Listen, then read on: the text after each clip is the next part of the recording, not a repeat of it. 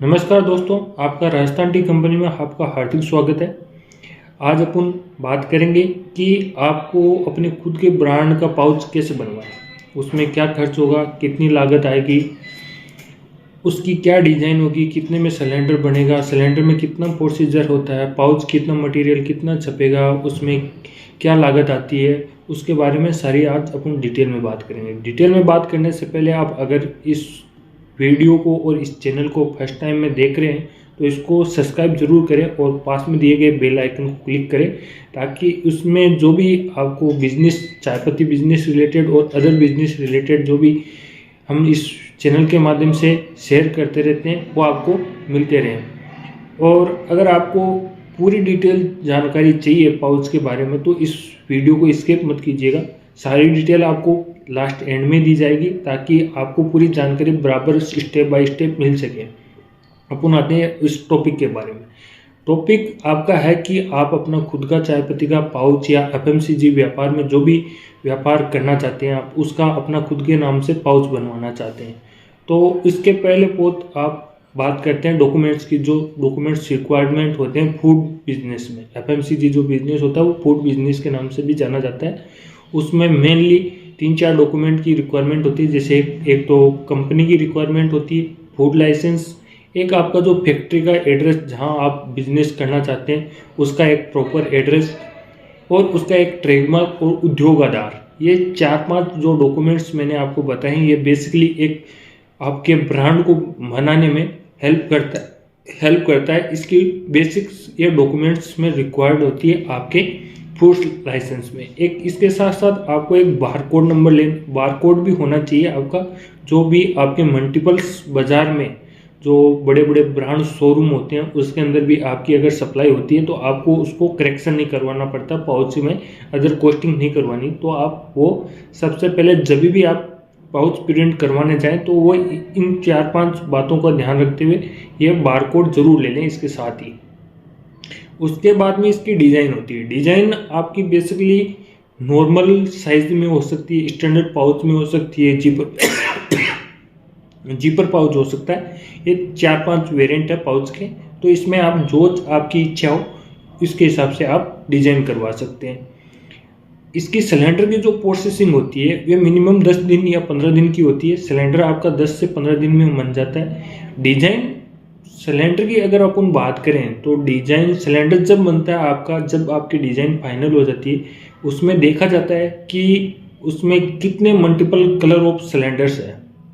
मतलब जितने उस पाउच में जितने आपके कलर कॉम्बिनेशन होता है उस कलर कॉम्बिनेशन के हिसाब से सिलेंडर बनाए जाते हैं। डिज़ाइन के हिसाब से first layer, second layer, third layer, fourth layer, fifth layer, sixth layer, इस लेयर के हिसाब से पाउच की प्रिंटिंग होती है। तो उस लेयर के हिसाब से आपकी सिलेंडर की कॉस्टिंग निकलती है। सिलेंडर आपका बेसिकली आप मिनिमम मान के चलिए, अगर आप कस्टमाइज पाउच बनवाना चाहते हैं, चाहे वो स्टैंडर्ड हो, चाहे नॉर्मल हो, चाहे जिपर हो, तो उसमें मैक्सिमम 4 सिलेंडर की तो रिक्वायरमेंट रहती है। आप एकदम नॉर्मल टू नॉर्मल पाउच बनवाते हैं तो उसके बाद में आपकी आती है मटेरियल कॉस्ट और मटेरियल की प्रिंटिंग।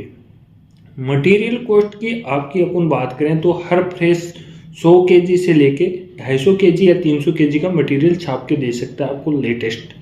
अगर आप कोई भी स्टार्टअप है तो आपको मिनिमम 100 kg का हो सकता है। अब बात करें अपन इस कॉस्टिंग के बारे में, तो कॉस्टिंग अगर आपको कंपनी बनाने की बात करें तो आपकी कंपनी की कॉस्टिंग जीएसटी नंबर, उद्योग आधार, फूड लाइसेंस और आपके जो एड्रेस आपका नॉर्मल होता है, जो भी आप कंपनी का जहाँ भी आप बिजनेस चालू करते हैं तो उसका रिक्वायर्ड डॉक्यूमेंट ज़रूरत नहीं है। आप जो भी फूड लाइसेंस जहाँ से भी लेंगे उसमें आपका फूड लाइसेंस मेंशन, उसमें एड्रेस मेंशन किया हुआ रहता है। तो वही एड्रेस आपके पाउच के ऊपर आएंगे, या कंपनी का हेड ऑफिस है वहाँ का एड्रेस आप मेंशन कर सकते हैं। इसमें कोई बड़ी बात नहीं है।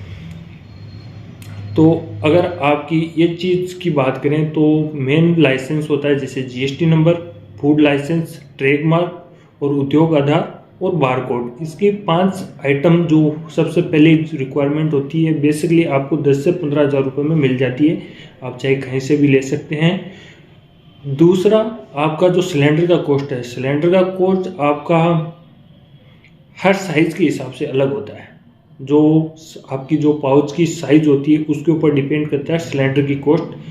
वो आपको बेसिकली बहुत ही अलग अलग वेरिएंट में मिलती है, तो इसके बारे में हम बाद में बात करेंगे। कभी भी आपको अगर ऐसी कोई नॉलेज चाहिए तो आप हमसे संपर्क कर सकते हैं। आपको नीचे डिस्क्रिप्शन में भी नंबर देगा और इस वीडियो में भी आपको नंबर शो हो रहे हैं, उस पर भी आप कॉल करके पता कर सकते हैं। तीसरी, आपकी मटेरियल की जो कॉस्ट है, मटेरियल की कॉस्ट भी अलग अलग वेरिएंट के हिसाब से है। तो वो बेसिकली अलग अलग मटेरियल के हिसाब से, जो आपका लेमिनेट पाउच है या नॉर्मल पाउच है उसके हिसाब से होती है। तो आपको ऑलमोस्ट, अगर मैं अपन एक वन टाइम की बात करूं कि अगर आपका सिलेंडर मटेरियल और डॉक्यूमेंट्स की बात करूं तो आपका बड़ा रकम की एक अच्छी खासी रकम की आवश्यकता होती है इसमें। जिसकी बात करें तो अपन को लाख रुपए से लेके 1.25 लाख या 1.5 लाख रुपए का इसमें टोटल कॉस्ट आ जाता है आपका अपना खुद के ब्रांड की एक डिजाइन फाइनल करने में, जिसमें आपको कंपनी के जो डॉक्यूमेंट्स है वो वन टाइम कॉस्ट रहती है, और जो आपकी पाउच की जो मटेरियल कॉस्ट है वो आपको हर बार रिपीटेड मिलती है, और सिलेंडर की जो कॉस्ट है वो भी वन टाइम रहती है। तो इस बात का ध्यान रखिए, इसका ध्यान रखिए कि ये चीज़ बेसिकली नॉलेज में रहे आपके, कि आप जब भी अपना पाउच प्रिंट करवाएं तो 1.5 से 2 लाख के बीच में आपकी बड़ी रकम का उपयोग होता है। तो इस बात को ध्यान में रखते हुए अपने पाउच का निर्माण कर सकते हैं आप।